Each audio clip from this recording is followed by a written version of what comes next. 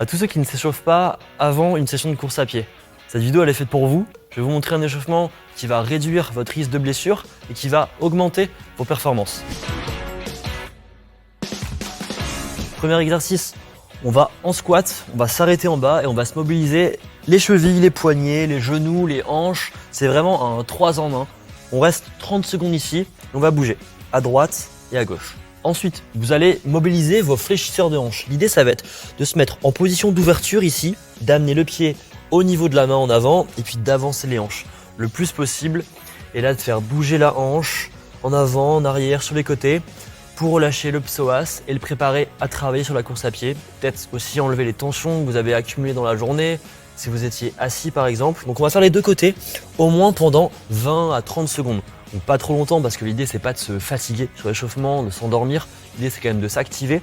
Donc essayez d'être plutôt en mouvement sur les étirements plutôt que passif. Ok, le troisième exercice, on va être sur un pied. Là on va être sur la proprioception. On va échauffer tous les muscles des pieds, de la cheville, également le mollet et les ischios. Vous allez descendre, essayez de toucher votre pied avec la main opposée à la jambe qui est au sol. On va le faire au moins 10 fois à droite, 10 fois à gauche, en essayant de ne jamais reposer l'autre jambe ici.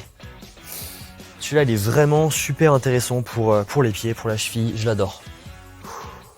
On fléchit légèrement la jambe et on recommence. Quatrième exercice, on va être sur la pointe des pieds, vous allez monter le plus haut possible, attendre une seconde, redescendre et remonter. On va faire ça une vingtaine de fois. L'idée, c'est d'échauffer vos mollets, d'échauffer les chevilles, les tendons, de manière progressive pour vraiment vous préparer à utiliser ces muscles-là sur la course à pied. Ok, cinquième exercice, on va se positionner dos à un mur. Plus vous allez avancer les pieds, plus l'exercice va être difficile et plus vous allez vous rapprocher du mur, plus ça va être simple.